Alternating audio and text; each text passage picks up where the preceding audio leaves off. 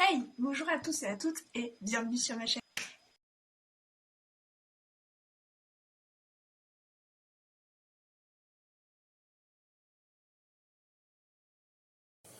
Il fait vraiment moche, donc j'ai une luminosité toute pourrie.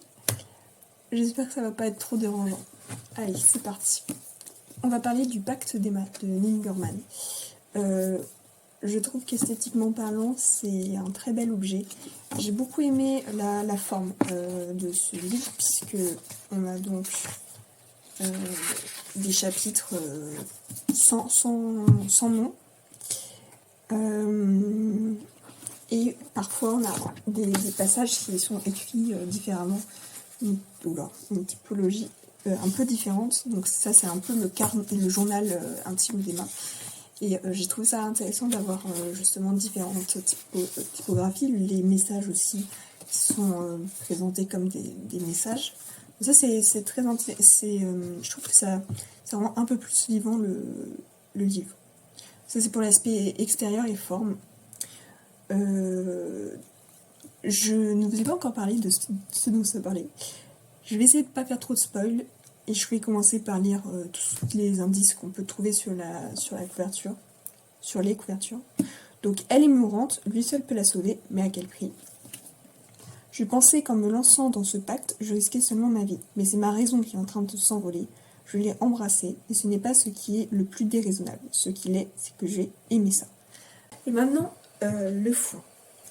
Alors, le pacte d'Emma, c'est d'abord et avant tout une romance. Et cette romance, elle est un peu plus adulte que les autres romances que j'ai pu lire jusqu'à présent. C'est beaucoup moins platonique, on va dire ça comme ça. C'est plus explicite. Voilà. Un peu trop à mon goût. Après, ça dépend des goûts de chacun, mais moi, personnellement, je trouvais que c'était un peu trop descriptif à certains moments. Voilà, c'est des choses que je n'aime pas trop lire, donc c'est un peu coincé, mais ça c'est un peu le genre, j'ai envie de dire, c'est pas trop le problème du livre. Là où ça a coincé aussi, c'est le fait que la romance, elle est extrêmement nocive. Alors déjà, on est dans un pseudo-triangle amoureux. J'ai pas trouvé ça extrêmement original. Au début, je me dis, bon, deux frères amoureux du même humaine, bon, c'est le speech de départ du journal d'un vampire également, donc voilà, c'est vu et revu, voilà. Mais finalement, c'est pas amené pareil, c'est très très différent. Et la romance est extrêmement nocive parce que je ne comprends pas cette relation toxique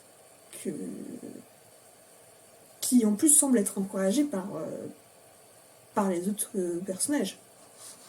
Et je comprends pas. Les personnages qui gravitent autour d'Emma, ils connaissent sa situation et ils voient bien que ça la fait souffrir et qu'elle est en train de tomber amoureuse, que ça la fait souffrir et ils disent allez vas-y. Alors tu comprends mieux vers la fin pour certains personnages, mais pour d'autres tu dis bah dis-lui.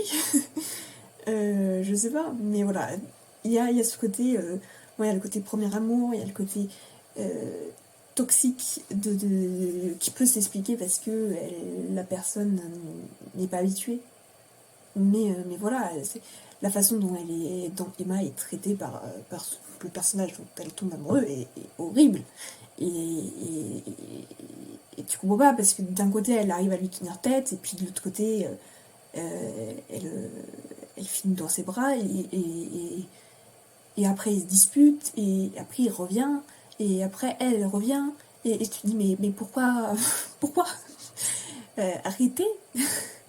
Quand enfin elle prend une décision de vraiment partir, tu te dis ah c'est fini et finalement bah peut-être pas peut-être pas que ça s'est terminé vraiment et après elle revient dans l'histoire et la fin est atroce, tu te dis mais c'est horrible. C'est horrible. Et en fait, moi, ce que j'aurais bien aimé, c'est le côté... c'est d'avoir d'avoir un petit côté psychologue, psychanalyste dans l'histoire, puisque Emma est malade, donc elle va souvent voir un psychologue et le corps médical à l'hôpital. Mais elle ne parle pas de ses relations, sa relation amoureuse ou quoi que ce soit, et c'est dommage, parce que moi j'aurais bien aimé avoir ce côté-là, avoir le côté du docteur qui ferait mais ça fait partie de vos hallucinations, de votre maladie, ou tu vois, des trucs comme ça pour mettre le doute un peu et tout. J'aurais bien aimé avoir ce côté un peu plus exploité en fait de la maladie d'Emma. Je trouve que la maladie, elle est là au début pour expliquer, pour ancrer. Après, elle arrive parfois à des moments où t'as l'impression que la romance, elle tombe un peu, où elle revient. Et à un moment, elle a des moments un petit peu... tu t'y attends pas trop. Donc ça, c'est cool d'avoir des côtés où tu t'attends pas trop et la maladie arrive. Donc ça, c'était bien, mais en fait, je le sentais venir quand même. Je sais pas si c'est parce que j'ai l'habitude de lire des livres et que du coup, je sentais peut-être dans la plume qu'elle allait nous amener ça. Mais voilà, c'était, je trouve du coup peut-être un peu sous-dosé le côté maladie par rapport à ce que j'aurais préféré, sauf à la fin où je trouve qu'il y a un équilibre qui se forme et en quelques chapitres en fait à ce que moi j'aurais souhaité avoir dans le livre entier en fait. Et ces quelques chapitres m'ont fait quand même beaucoup apprécier ce livre, cette histoire. C'est une tragédie. C'est vraiment une tragédie, mais ça finit pas aussi mal que ce que je pensais. Vraiment, moi, à la fin, je me suis dit, telle personne va mourir, il va se passer tel truc. Finalement, c'était un autre scénario que j'avais envisagé qui arrive, et c'est un très bon scénario, et j'ai été surprise de la façon dont c'était écrit, dont c'était amené. Ça a été, la fin a été d'une brutalité. Je m'y attendais pas, et ça ouvre à plein de questions, et j'étais contente d'avoir ces questions à la fin. En sortant, je me suis dit, mais quoi? Mais alors, j'ai lu 400 pages, et ça se trouve, tout ce que j'ai lu est remis en question par ces dernières paroles, et ça te fait réfléchir à tout ce que t'as lu. Tu te dis, ah, mais oui, mais oui, là, j'avais pas vu, ah oui, bah si, je l'avais senti à ce moment-là, mais... Quoi? Quoi? Non, tu peux pas nous faire ça, Lynn. Donc ça, c'était cool parce que la fin a fait que je m'étais dit pendant tout le livre, ouais, bon, c'est un livre plutôt facile et tout ça, et puis à la fin, je me suis dit, oh, je commence à me régaler, et là, la fin, vraiment, le dernier chapitre. Oh. Heureusement que je l'ai lu, heureusement que j'ai tenu pour avoir cette fin-là, voilà, et parce que ça méritait d'aller jusqu'au bout pour découvrir cette fin. Voilà. Donc, il y a un autre thème qui est un peu abordé, mais... Moi, si, je pense que quand même c'est bien géré. C'est le monde impitoyable des grandes entreprises. Là, ce thème-là, il est très intéressant. La relation patron-employé, employé avec un autre cadre de la boîte. Le côté relation clientèle, ça ancre le récit dans quelque chose de réel, et ça c'est quelque chose qui fait que l'atmosphère est quand même plus proche de la réalité que ne peut l'être par exemple le journal d'un vampire, parce que je le prends en référence vu que j'ai lu les bouquins à peu près en même temps. Donc c'était intéressant d'avoir ce côté là très réaliste à côté de cette romance. Et même ça pose des questions, si on enlève le fantastique, ça pose pas mal de questions éthiques. Il y a pas mal de questions éthiques qui sont soulevées dans ce livre, et avec parfois un cynisme terrible. Mais c'est ça aussi que j'ai aimé dans ce bouquin, je pense. Voilà. Après, il y a un autre truc que j'ai pas trop aimé, c'est que je trouve que les personnages, ils sont pas assez profonds. C'est-à-dire que le mec dont Emma tombe amoureux, il pète un câble parfois, mais tu comprends. Enfin, tu comprends pas. Vraiment, il y a des moments où je me suis dit, mais pourquoi? Pourquoi il est comme ça? Pourquoi il est à la fois sympa, cool, il est gentil comme tout, et puis après, il est insupportable. il dit des choses, mais il est irrespectueux envers la personne d'Emma. Tu te dis, mais c'est pas possible de lui faire cette espèce de chantage affectif. C'est un personnage que vraiment je m'attendais à ce qu'il soit un peu plus, qu'on m'explique son comportement, tu vois. Alors ça commence un petit peu vers la fin, mais ça ne finit pas. Alors maintenant je sais pourquoi, parce que j'ai appris en me renseignant un petit peu pour la vidéo. Il y a un tome 2, et le tome 2 va parler de ce personnage dont je parle actuellement. Donc probablement ça a été gardé pour le tome 2. Mais c'est dommage, parce que du coup, moi, il me manque de la profondeur pour ce personnage-là. Il manque aussi de la profondeur pour un autre personnage. Et il y a un seul personnage qui m'a surpris dans ce livre, c'est Rebecca. Voilà. C'est le seul personnage qui m'a surpris.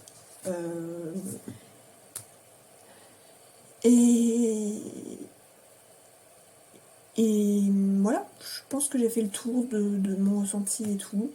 Je vais passer au livre suivant.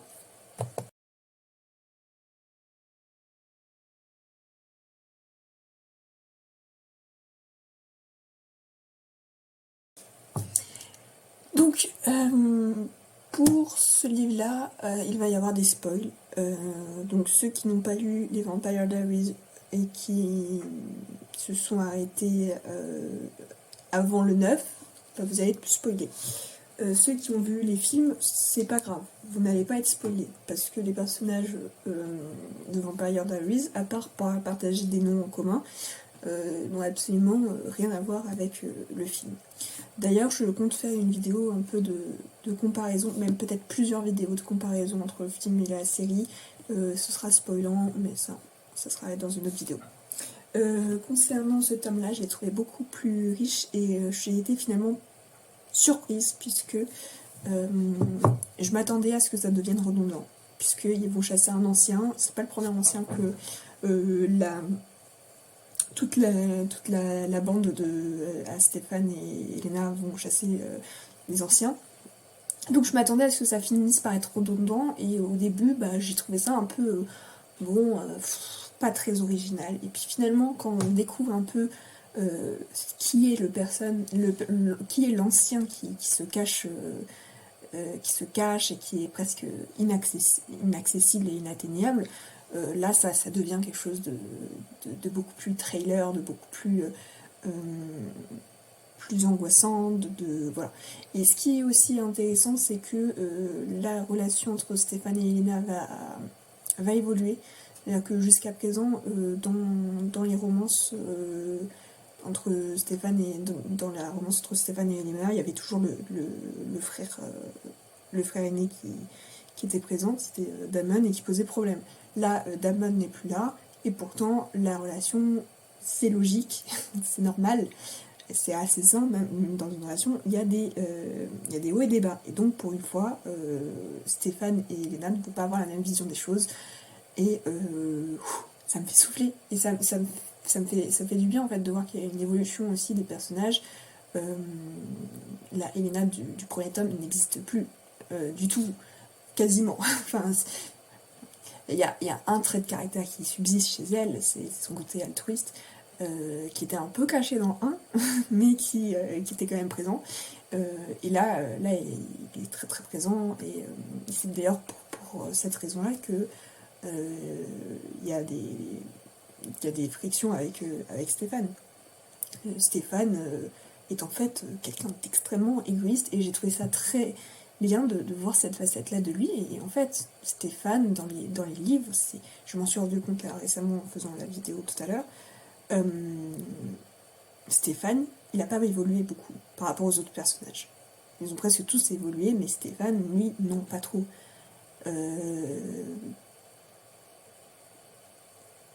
Est-ce que c'est parce que c'est un vampire ou quoi que ce soit? Non, je pense que c'est aussi par rapport au caractère de Stéphane. Stéphane n'a vécu... En fait, j'ai cette sensation-là, moi c'est mon avis par rapport à ce personnage-là. Pour moi, Stéphane a vécu 500 ans sans vraiment tirer de leçon. Voilà. C'est assez atroce de dire ça, mais c'est pas totalement faux. Damon a d'autres défauts, hein, bien sûr, mais Stéphane a ce défaut-là qui est que il est trop passionné, trop amoureux, trop dans ce sens-là. et ça va lui porter préjudice dans cet homme-là. J'en dis pas plus. Ensuite, on suit aussi l'arc narratif de Damon et de Catherine, qui sont en Europe et qui vivent un petit peu une vie de vampire classique, à peu près, à la différence près que Damon a maintenant une sorte de malédiction qui est tombée sur lui, dont on connaît l'origine dans le tome 8. Et du coup, bah voilà, il essaye de reprendre sa vie de vampire en main avec une vieille connaissance. Et je trouve que cette amitié qui est entre ces deux personnages est très très belle. Et j'ai beaucoup aimé cet arc narratif de cette fuite, parce qu'à un moment, ils sont obligés de fuir. Et à partir d'un moment, ils sont obligés de fuir, et après, ils fuient pendant tout le bouquin. Et j'ai trouvé que c'était hyper bien fait. Alors, je pensais que ça avait un lien avec ce qui se passait du côté de Stéphane et Elena. Alors, oui et non, c'est beaucoup plus complexe que ce que je pensais. Donc, une fois encore, j'ai été surprise par la complexité de la trame narrative. Je m'attendais à quelque chose de beaucoup plus simple. Et finalement, ça a été au-delà de mes espérances. Autre chose que j'ai beaucoup aimé, Bonnie. Bonnie qui, malheureusement, dans ce tome-là, est un peu évincée de l'action principale, mais elle est évincée pour revenir plus forte, puisqu'elle va enfin se détacher de son groupe d'amis, elle va apprendre un peu plus à gérer sa magie, et elle va revenir avec des pouvoirs et du potentiel qui